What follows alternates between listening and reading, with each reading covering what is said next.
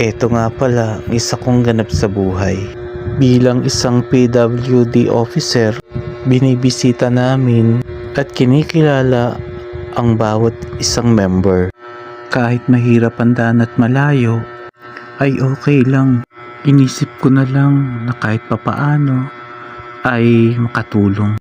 Paraan na rin ito para malaman ang kalagayan, buhay at kwento naming mga PWD at makagawa na aksyon kung paano makakatulong sa aking mga miyembro. Dito nga ay pinuntahan namin ang isa naming miyembro para kamustahin.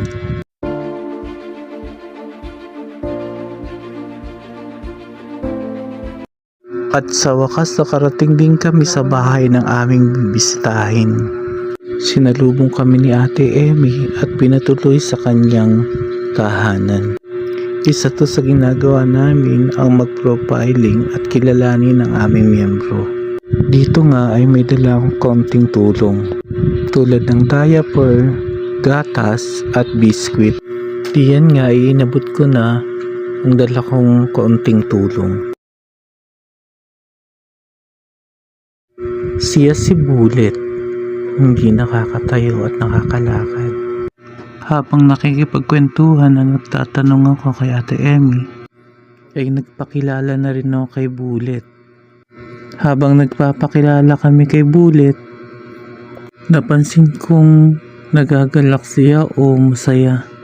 Dahil siguro sabik siyang makakita ng ibang tao o nakita niya yung konting tulong na binigay namin. Dito habang namasdan ko yung kalagayan ni Bullet, nakita ko ang tiyaga at pagmamahal ng isang ina.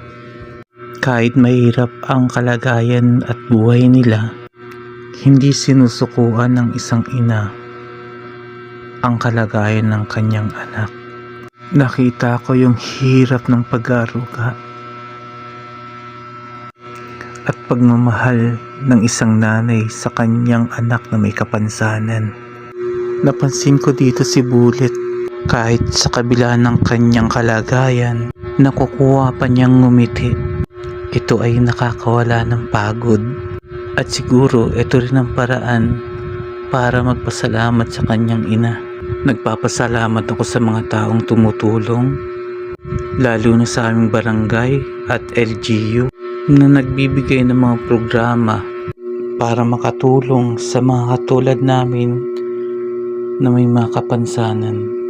Sana ay tulungan at suportahan niyo po kami sa mga